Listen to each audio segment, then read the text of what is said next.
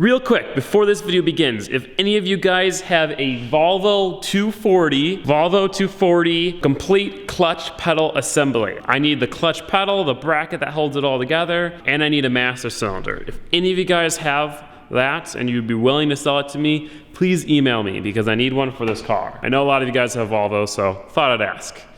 Enjoy the video. Hello everybody, and welcome back to another video of the LS Turbo Volvo Sleeper Drag Sleeper build, proudly presented to you by eBay. Did you guys know that eBay offers millions, and I mean millions, of car parts? Over 65 million to be exact. Now, I've seen your guys' comments. A lot of you guys don't have project cars to get car parts. Well, don't you worry, because eBay has an awesome app called the eBay Motors app, where you can buy and sell cars straight from your phone. So, if you're either looking to get car parts or looking to purchase a car, whether that be a daily driver or a project car, check out the link in the description below. Huge thank you to eBay for making this build possible. Now, in the last video, we went ahead and got the LS mounted and we built motor mounts, which was awesome. In order to get it in there and fit, we had to cut up the oil pan. And before we were able to re-weld the oil pan up, I screwed up because I didn't have tungsten. So today we are going to finish welding up the oil pan. We're gonna put it on the LS, then we're gonna put the LS in the car, then we're gonna put the transmission on the LS and build transmission mounts.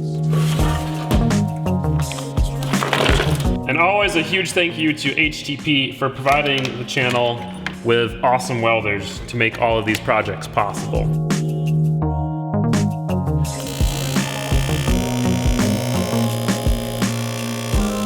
You know, a lot of people who TIG weld say aluminum is like the hardest, most frustrating thing to weld. I actually disagree. I really enjoy welding aluminum. I actually think stainless steel is like a bajillion times harder than aluminum. So I just tack this plate in for now. I'm gonna build the other plate, tack that in, then weld it up.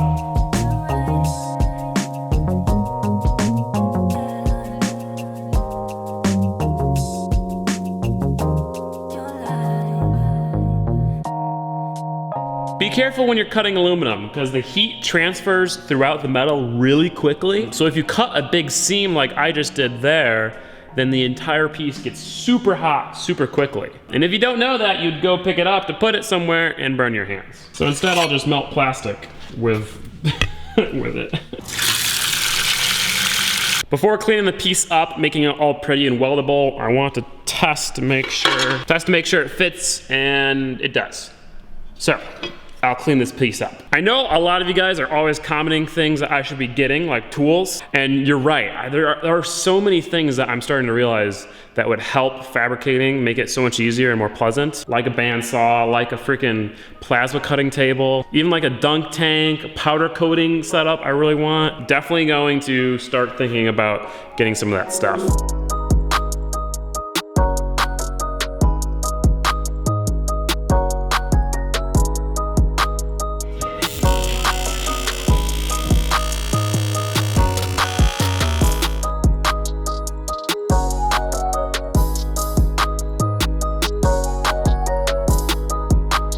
All right, so this bad boy is all welded up and it looks pretty frickin' awesome. Now what I'm gonna go ahead and do is pour some water in it. And that is going to test for leaks, but it's also going to test to see how much capacity it can hold. No leaks yet. No leaks, and it holds 6 quarts. I don't really know how different it is than before the notch. I'm gonna say it's fine though. I might be screwing my future self over by saying that, but we really only cut an inch out of the sump, and I'm gonna say it's fine.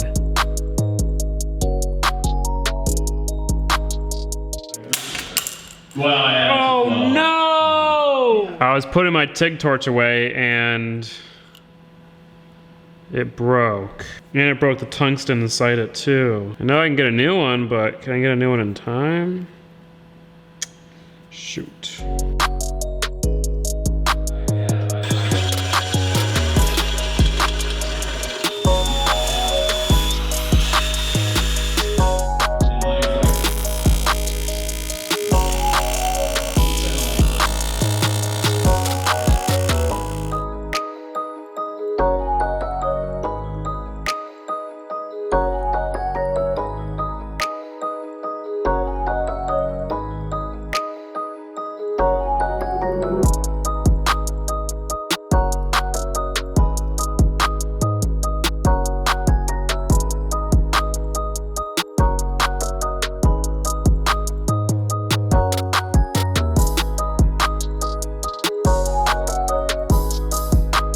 Well, the oil pan is on with a new oil pan gasket, torqued down to spec, and with the turbo drain line.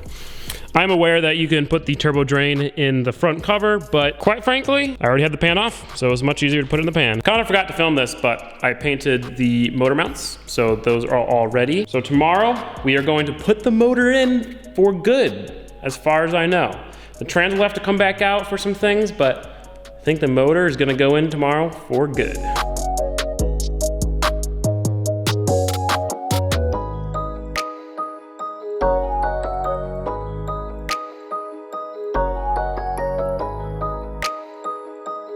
So the LS is in, it's not tight, it's actually very loose, everything is very loose. Because now we are going to lift the car up and try to get the trans in from underneath. In other news, the oil pan literally fits perfectly. Look at that. And then up here, I can't even stick my finger all the way in between. I can already tell that getting the trans in here is gonna be difficult.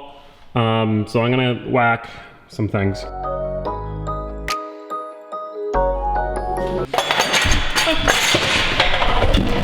You all right? I'm good. Yeah, T56s are a lot heavier than they look. And neither of us lift. Oh boy.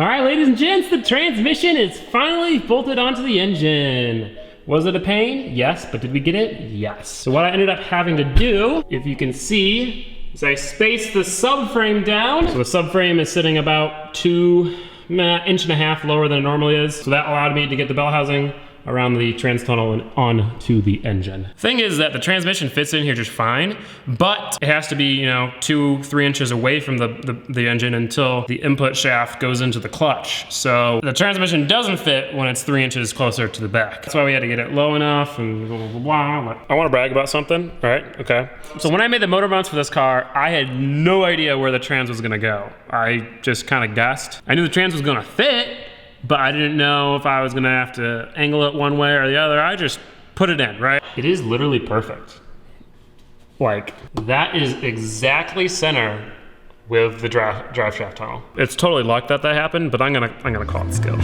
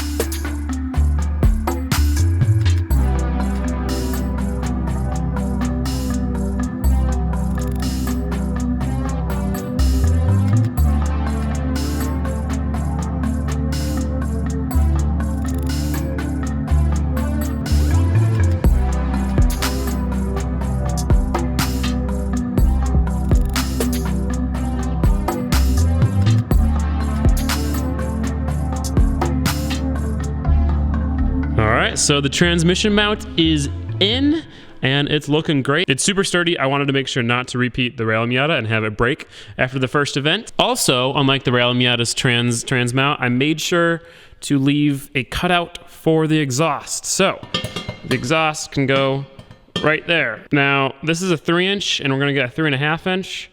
So it's gonna be tight, but it'll fit. And if I need to hammer something, I can hammer something. I think it's time to drop the car and see it on the ground with the LS and the transmission and the axle.